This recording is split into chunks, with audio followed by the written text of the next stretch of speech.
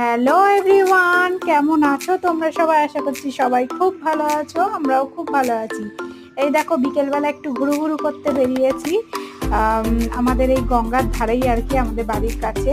কি করেছে বলো তো, কালো বস্তা দিয়ে মানে আর কি গোটা গঙ্গার ধার দিয়ে মানে ঘাটের মতো করেছে, এই যে থাক থাক করে।